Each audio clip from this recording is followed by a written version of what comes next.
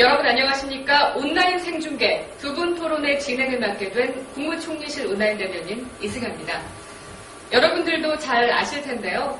KBS ETV의 유명한 개그 프로그램이죠. 두 분 토론 코너를 패러디해봤습니다. 그럼 혹시 오늘 여기 계신 두 분도 남하당, 여당당에서 오신 분들인가요? 네, 대답이 없으시네요. 알겠습니다. 정말 시작부터 기가 막히고 코가 막히네요. 어쩔 수 없이 그건 잠시 후에 확인해 보도록 하겠습니다. 정부는 지난 2월 각계각층의 의견을 수렴해 공정사회 8대 중점과제를 선정했는데요. 오늘은 8개 중점과제 가운데 공정과세와 고질적 탈세에 대한 근절 방안에 대해 이야기를 나눠볼까 합니다. 그럼 지금부터 트위터와 페이스북, KT 올레 온에어를 통해 온라인 생중계로 진행될 대한민국 공정사회를 꿈꾸다 시작하겠습니다. 네, 먼저 오늘 토론해 주실 출연자부터 소개해드리겠습니다. 남하당 대표입니다. 한국조세연구원의 박명호 연구위원입니다. 안녕하세요. 한국조세연구원의 박명호입니다.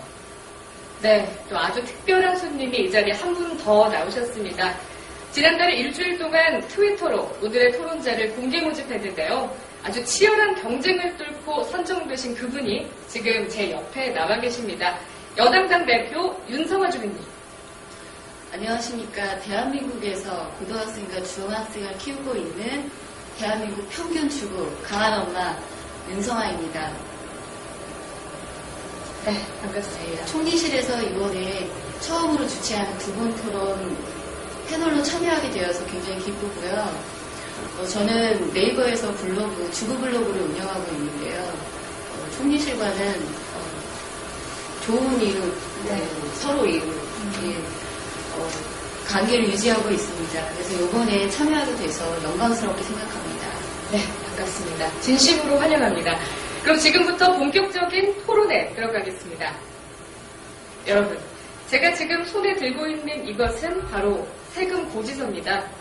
이걸 보면 어떤 느낌이 드시나요? 반가우신가요? 아니면 한숨이 절로 나오시나요? 세금도 누구에게나 어김없이 찾아온다. 나폴레옹이 죽기 직전에 누군가가 죽음처럼 확실한 것은 없다고 말하자 옆에 있던 나폴레옹의 여동생이 이렇게 말했다고 합니다. 이 한마디는 당시 세금에 대한 사람들의 마음이 얼마나 부담스러웠는지 여과 없이 전해주고 있는데요. 예나 지금이나 변하지 않는 것이 있다면 세금에 대한 부정적인 마음이 아닐까 싶습니다. 세금에 대한 부정적인 생각은 하루아침에 만들어진 것은 아니라고 생각하는데요. 네. 역사적으로도 되짚어 보더라도 우리나라는 근대 이전에는 계급사회, 신분사회를 통해서 착취와 불평등을 경험했고요. 또 근대로 넘어오면서 일제 식민사회를 통해서 저희가 수탈을 당하기도 했고요. 또 현대에는 경제위기, 또 물가 상승 요인으로 인해서 경제적인 압박감을 당하고 있습니다.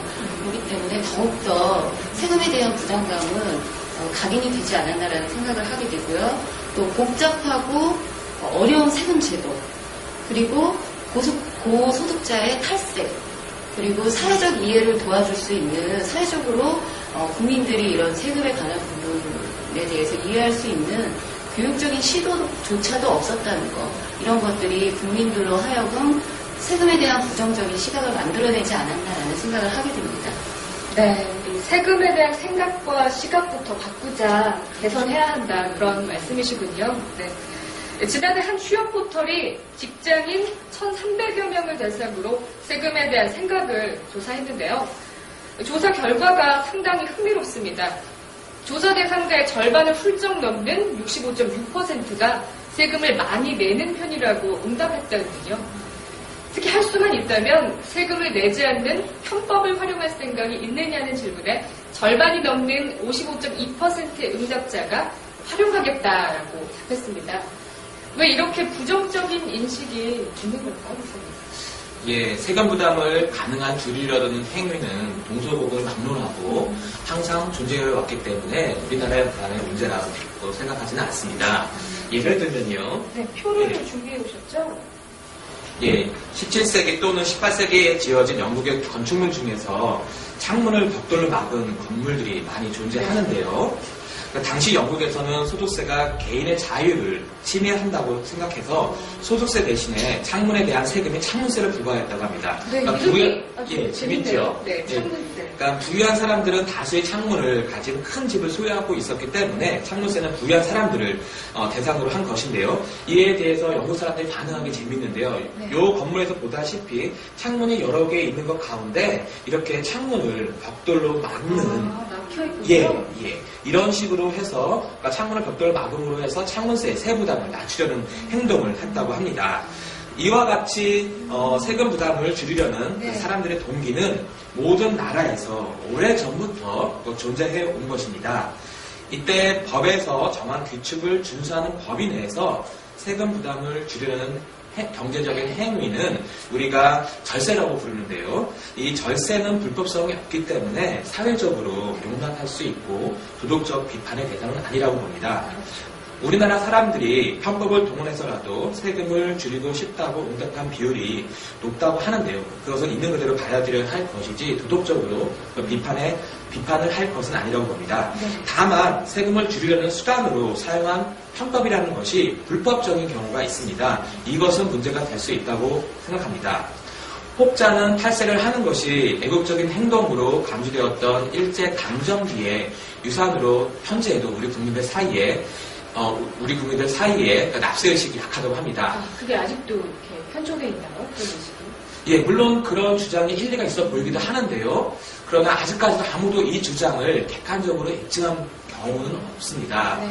따라서 세금을 가급적 줄이려는 마음을 우리나라 사람들만이 가진 특이한 현상으로 볼 것이 아니라 오히려 모든 나라 사람들이 공통적으로 갖고 있는 것이고요. 당연한 것으로 이제 받아들여야 하지 않을까 이렇게 생각합니다. 네, 그러니까 세금을 적게 내려는 게 우리나라에만 일어나는 현상이 아니라 전 세계에서 일어나고 있는 보편적인 현상이다라고 이해하면 될까요? 예, 맞습니다. 네.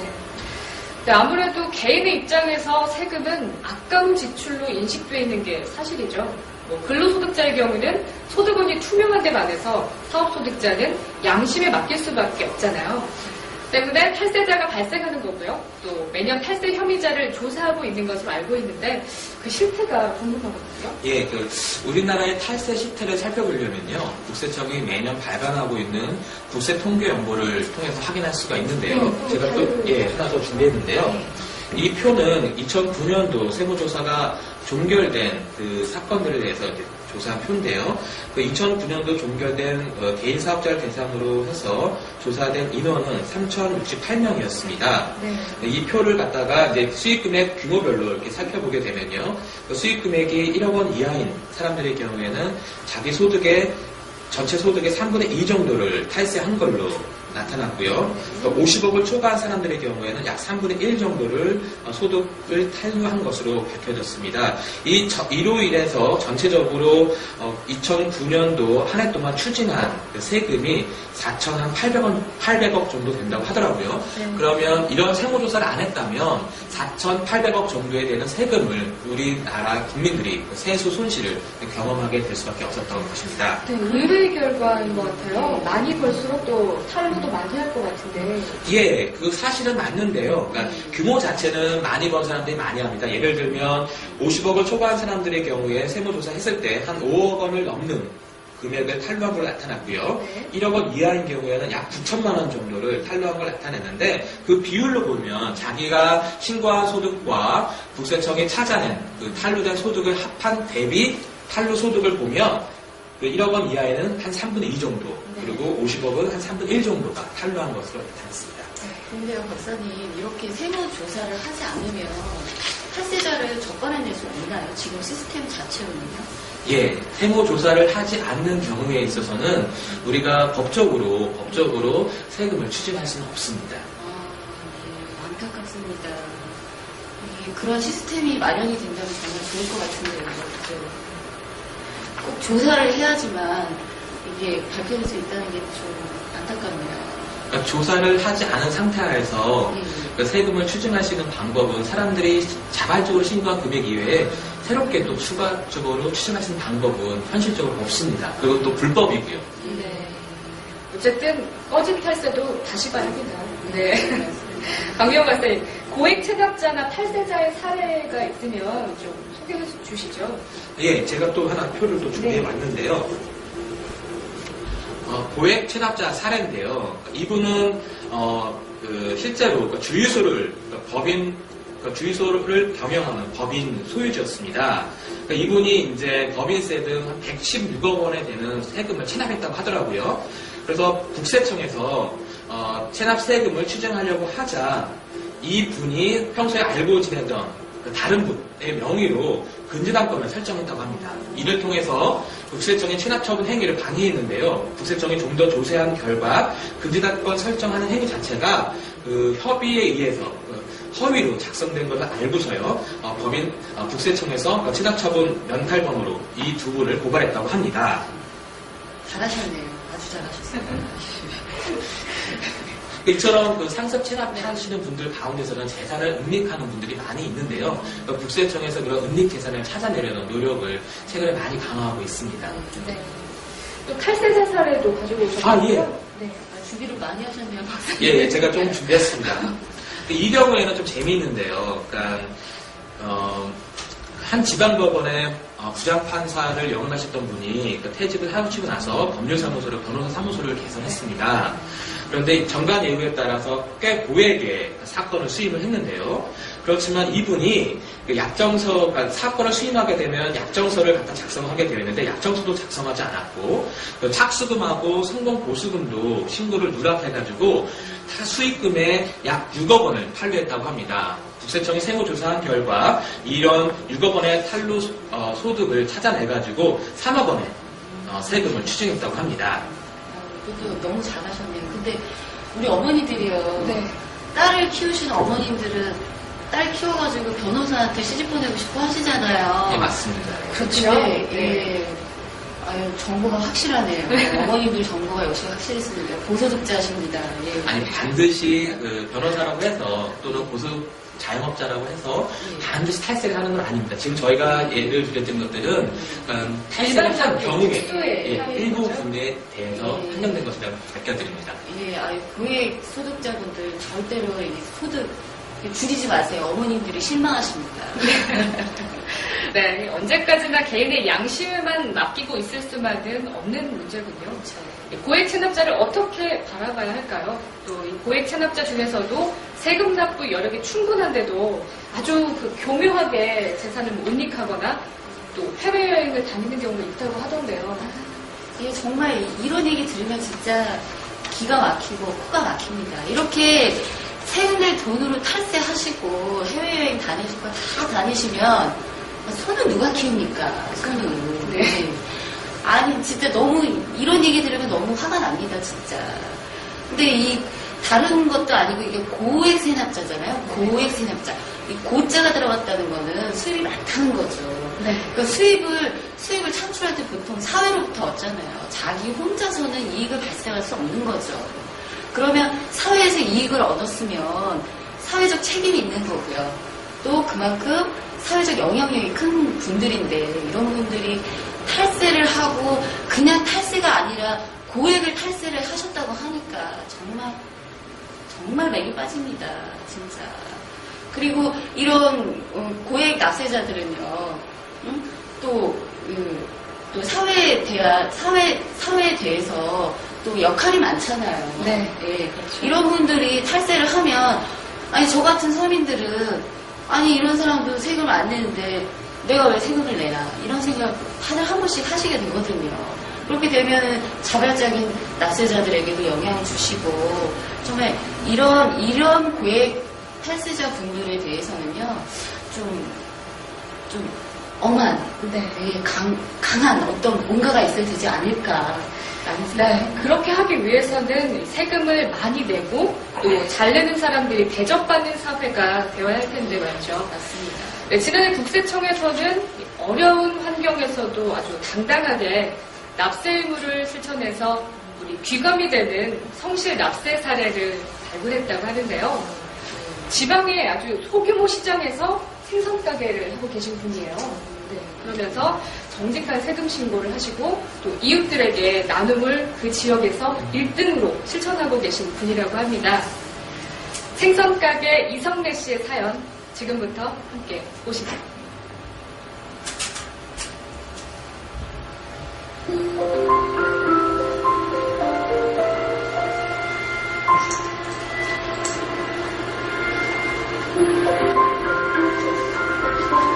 아직은 캄캄한 새벽 5시.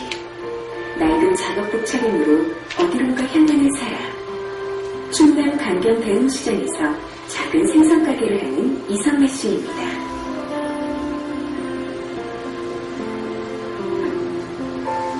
이성래 씨는 늘 시장에서도 가장 먼저 문을 여는데요. 세금 신고도 누구보다 부지런하게 하신다고 하네요. 밀려본 적도 없고 누구랑 주민하다는 건 똑같아요. 작은 경우에도 수익 금액을 세무서에 많이 신고하고 동종업종에 비해 신고 소득률도 높다고 하네요. 아직까지 자기 집 하나 없이 전셋집에 사시는 이성래 씨는 충남 논산 생활복지공동모금회에 가장 많은 기부를 할 정도로 평소 기부를 많이 하는 것으로도 유명합니다. 그렇게 국민의힘이 뭐 공천이 있지 않은 아무나 빨리 일이 아니지. 참 부럽죠. 저희가 생각하기에 우리가 원하는 일이 공간장 하면서 프로젝트도 잘하시고 진짜 부럽죠. 처음에 누가 알고는 건 있겠지. 내 마음이 안 됐다 하려고 나왔지만 마음이 빨리 안 들었어요. 이랬다 저랬다 했다는데 선생님이 억울하니까 기분도 좋고 마음적으로 자꾸 끝이 나고 좋은 국민의 낙세도 국민을 위한 나눔과 다르지 않습니다. 이성래 씨의 나눔처럼 성실한 낙세는 국민이 행복한 대한민국을 가장 쉽게 만드는 일입니다.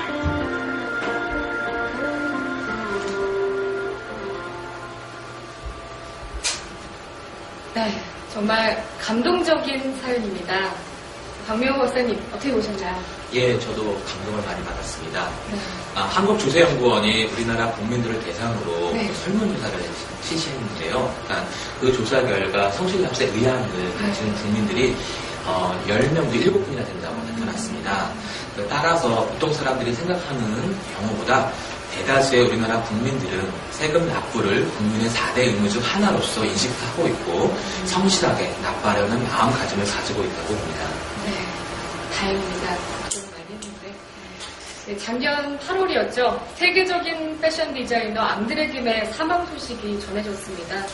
그를 애도하는 물결이 이어지면서 동시에 그 앙드레 김의 재산에도 네티즌들의 관심이 집중됐었는데요.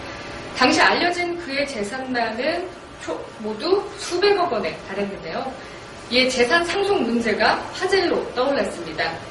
또 한편에선 앙드레 김이 지난 2004년 국세청으로부터 모범 성실 납세자로 선정돼 모범 납세자상을 받았던 사실이 부각되기도 했었는데요. 당시 국세청이 실시한 앙드레 김의 의상실에 대한 세무조사 결과에 따르면요. 매출 누락 등의 행위를 한 사실이 전혀 없는 것으로 드러났습니다. 또 최근 3년간 세금 찬압 사실도 전혀 없었던 것으로 밝혀졌고요. 평소 자선 패션쇼 등을 열어서 자선 기부 활동을 적극적으로 해봤던 그였기에 모범 납세자로 선정됐던 사실은 그가 어떤 의식을 갖고 살아왔을지 짐작하게 했는데요. 그가 겉만 하얗게 하고 다닌 것이 아니라 속 또한 희고 깨끗했다라는 생각이 듭니다. 이렇듯 당연히 내야 할 세금을 낸 일이 사람들의 관심을 끈 것은 그가 저명한 인사였기 때문만은 아니었을까라는 생각이 듭니다. 예, 앙 선생님 하면 워낙 유명하신 분이시라서 네. 대한민국에 모르는 사람이 없는데요. 그분 패러디 하시는 분들도 상당히 많으시고요. 근데 굉장히 이렇게 특이하시잖아요. 외모 자체를 되게 특이하게 하고 다니셔서 저는 세금도 좀 특이하게 내지 않으실까라는 생각을 했는데 이게 사람을 겉으로만 봐서는 정말 봐서 이렇게 판단해서는 안 되겠다라는 생각을 오히려 하게 되네요. 그리고 이분이 300억의 재산을 가지고 계셨다고 하는데 세금을 많이 내서가 아니라 한 나라의 시민으로서 책임을 다 하셨기 때문에 네. 우리가 존경심이 드는 게 아닌가라는 생각을 하게 되고요. 네. 또 이렇게 유명하신 분들 또 사회적 저명 인사가 사회적 책임을 다했을 때 또 저희 같은 평범한 사람들은 또 더 그 사람에 대해서 더 이렇게 좋은 이미지가 생기는 것 같아요. 네, 본받을 점이 참 예, 많은 것 겪고 같습니다. 싶습니다. 네. 진짜 겪고 싶어요. 그런데 이 선진국에서는 세무조사를 어떻게 하는지 참 궁금해요. 예. 우리나라가 벤치마킹 할 수 있는 점은 없는지 일단 말씀해 예, 주시죠. 그러니까 주요 선진국에서는 일반 세무조사를 수행하는 경우에요. 네. 컴퓨터 프로그램을 통해서 조사 대상자를 선정하고 있습니다. 이는 조사 대상자 선정에 객관성을 담보하려는 것이고요. 또한 세무조사 업무의 효율성을 높이기 위함입니다. 우리나라에서도요, 전산 성실도 분석을 통해서 조사 대상자를 선정하고 있습니다. 컴퓨터 프로그램을 통해 조사 대상자를 선정하는 경우 그 기준 조건들이 경제 상황과 납세 환경의 변화에 맞추어 경신되어야만 그 가치, 사용 가치가 있을 것입니다. 주요 선진국, 특히 미국에서는요, 이러한 그 컴퓨터 프로그램의 기준 조건을 갱신하는 사업을 진행하여 왔고요. 이 사업들을 통해서 조사의 실효성을 높이려는 그런 작업을 추진하고 있습니다. 우리나라의 경우에서도요, 그러니까 전산 성실도 분석 프로그램의 성과에 대해서 객관적이고 합리적인 평가를 바탕으로 해가지고 그 효과성을 제고할 수 있도록 노력해야 될 것을 생각합니다. 네, 객관성, 효율성, 실효성 이 세 가지가 관건이네요. 예, 세무조사에서는 네. 예, 중요한 것입니다. 그러면은 예, 작년에 또 그런 일이 있었어요. 헐리우드의 배우 웨슬리 스나이프스가 탈세 혐의로 구속이 돼서 3년형을 받고 지금 교도소에 수감이 돼 있다는 그랬나요? 하는데요. 그렇기 전에 우리 조사 그 결과를 어떻게 처벌하는지 아, 그것부터 예, 짚고 예, 넘어가 예, 볼까요? 네, 박사님께서 예, 또 제가 자료를 조사한 게 준비하셨다고요? 있는데요. 네. 예를 들면 세무조사 결과 고의적으로 상당한 세금을 네. 호탈한 경우에 이처럼 우리나라에서 이제 그 벌금형이나 징역형을 받게 됩니다. 네. 벌금형의 경우 그 대부분의 그 주요 선진국들은요, 예를 들면 일본이나 미국, 영국, 호주 등에서는요, 그 정액 벌금형이라고 해서 일본의 경우는 500만 엔 이하, 미국 경우에서는 10만 달러 이하 이렇게 되어 있는데요. 우리나라의 경우에는 배수 벌금형 형태입니다. 예를 들면 토탈세액의 2배 이하 또는 많게는 토탈세액의 5배 이하 이렇게 되어 있는데요. 우리나라의 경우에는 기본적으로 벌금형의 경우에는 토탈세액의 2배 이하, 징역형의 경우에는 2년 이하 이렇게 되어 있습니다. 따라서 이 기본적인 어떤 벌금형이나 징역형을 다른 나라와 이렇게 비교해 보면 상대적으로 낮아 보입니다. 예를 들면 우리나라는 기본적으로 2년 이하인 반면에 일본이나 미국 같은 경우는 5년 이하고요. 네. 특히 호주 같은 경우는 10년 이하입니다. 네. 그러나 면세율을 부정 유통한다든지 유사소비 제품을 제조한다든지 할 경우에는 토탈세액의 5배까지 그 벌금형을 매길 수 있고요. 네. 또한 토탈세액이 10억 원을 넘게 되면요, 무기징역이나 또는 5년 이상의 징역도 가능합니다. 이처럼 우리나라의 경우에 있어서는 그 토탈세액의 규모에 의해서 다른 나라에 비해, 그러니까 토탈세액이 아주 무거운 경우, 많은 경우에 무거운 벌금형이나 징역형에 처해질 수 있습니다. 그 처벌 수준이 전반적으로 좀 무겁다고 볼 수 있네요. 예, 우리나라의 경우에는 그 토탈 규모에 따라서 특히 이제 10억 원 이상이 되면 아주 무거운 그런 형태를 지니고 있습니다. 네. 어떠세요? 그런데 실제로 이렇게 세금을 체납을 해가지고요. 예, 탈세를 한 예, 경우에. 그렇죠. 탈세를 해서 감옥에 가신 분들이 진짜 실제로 있으시죠? 예, 실제로 있습니다. 검찰에 고소하게 되어 있습니다. 이건 국세청이 해야 될 의무고요. 고소 고발을 하게 되면 이제 국세청에 검찰청에서 이제 조사를 해가지고 이제 판결을 받으면 벌금형을 받거나 징역형을 받게 됩니다. 그런데 제가 아까도 말씀드렸지만 헐리우드의 배우 웨슬리 스나이프스가 네. 탈세를 해서 3년형을 구형을 받고 감옥에 갔다. 이게 사실은 미국에서나 가능한 일이지. 그리고 한국에서도 뭐 유명하신 분이라든지 정명 인사가 과연 이 실형을 받고 감옥에 갈 수 있을까? 이게 우리나라에서도 가능할까요, 이게? 그래서 처벌을 더 강화해야 되겠다는 말씀이신가요? 그렇죠. 이게 이제 누구나의 차별을 두면 안 되고요. 또 가끔씩 이렇게 TV 보도 보면 네. 이렇게 저명하신데 왜 그냥 이렇게 두리뭉실 넘어가는 것 같은 그런 느낌을 받거든요. 예, 그러니까 법을 위반한 경우에는 반드시 법에 맞게끔 예. 처벌받는 게 현실이고요. 그러니까 그 주부님께서 말씀하신 것처럼 사회 지도층에게 보다 높은 도덕성을 요구하는 것은 가능할 거라고 생각합니다. 그렇지만 소득이나 재산의 정도에 따라서 법에서 처벌 기준에 차별을 두는 것은 바람직한가 또 의문을 갖게 됩니다. 고민해야 할 부분이죠. 예. 우리가 여기에서. 그래도 유명하신 분들 한 분 정도는 감옥에 한번 가주셔야 이게 그 형평성이 있다라는 생각이 들지 않을까. 네, 우리가 이 시점에서 그렇다면 어떤 점이 개선돼야 할지를 좀 짚어보고 넘어갈까요? 예. 네. 이제 제가 생각할 때 이제 저는 또 시민이고 세금을 내고 있기 때문에 저도 사실은 성실 세납자에 속한다는 그런 자부심을 갖고 있거든요. 저도 체납한 적이 없거든요. 그렇기 때문에. 근데 개선되기를 바라는 점은요. 국민 누구나가 개인의 능력에 맞는 과세 기준이 과연 있는가. 그리고 그런 것들이 좀 더 국민이 접근하기 쉽게 마련되었으면 좋겠다.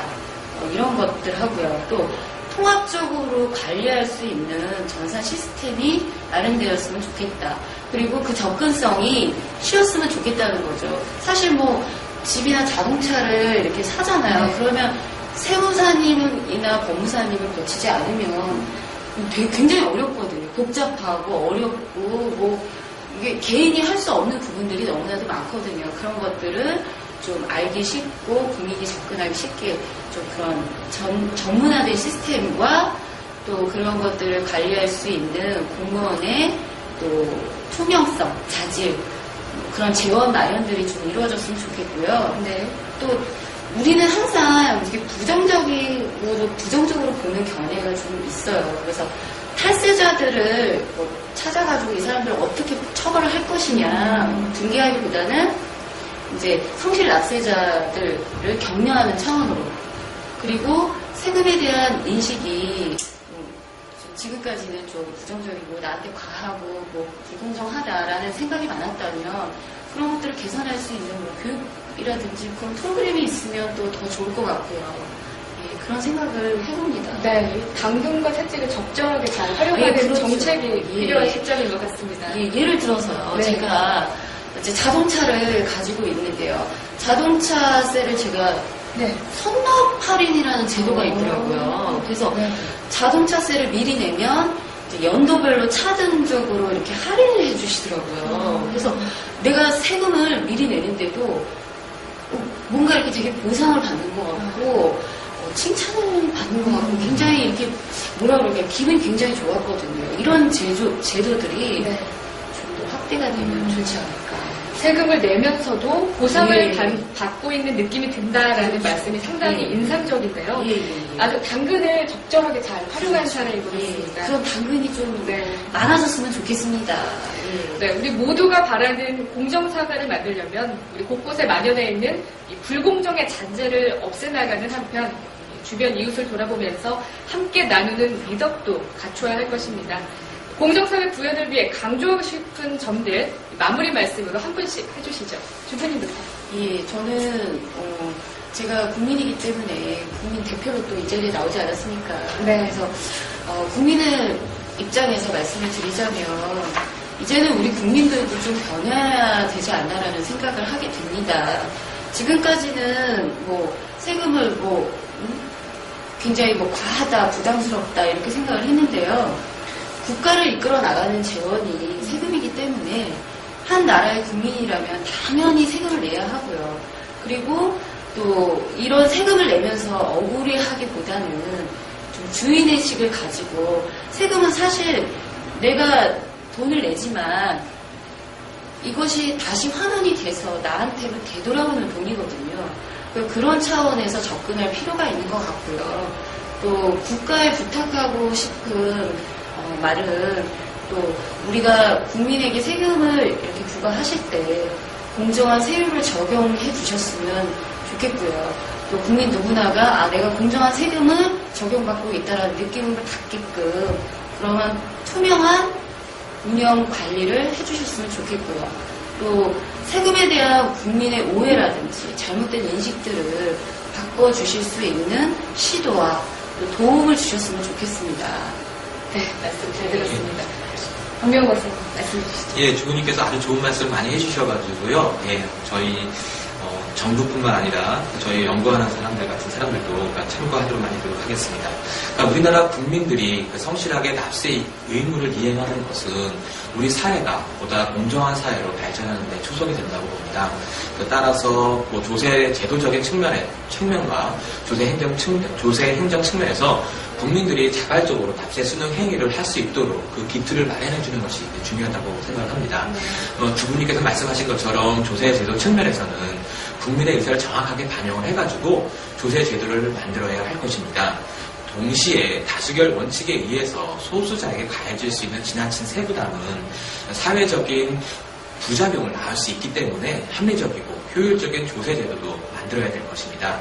한편으론 합리적으로 마련된 제도의 틀 안에서 모든 사람들이 그 규칙을 좀 더 쉽게 그리고 반드시 준수하도록 하는 조세 행정을 펼쳐야 할 것입니다.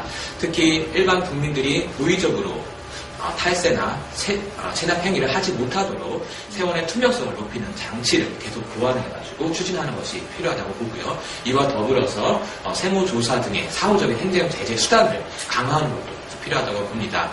그리고 이와 더불어서 국민들이 좀 더 편하게 납세 의무를 이행할 수 있도록 법의 내용을 단순화하고 납세 과정을 단순화함으로써 행정적인 부담을 최소화하는 것이 좋겠다고 생각을 합니다. 예, 이상. 네, 좋은 말씀 감사합니다. 네, 우리는 이제 새로 선진사회로의 진입을 위해 공정과 정의의 가치에 주목하지 않을 수 없게 됐습니다. 대한민국이 다 함께 잘 사는 공정사회가 될 때 국격과 경쟁력을 갖춘 국가로 거듭날 수 있을 것입니다. 트위터와 페이스북, KT 올레 온에어를 통해 온라인 생중계로 진행된 대한민국 공정사회를 꿈꾸다. 어떻게 보셨나요?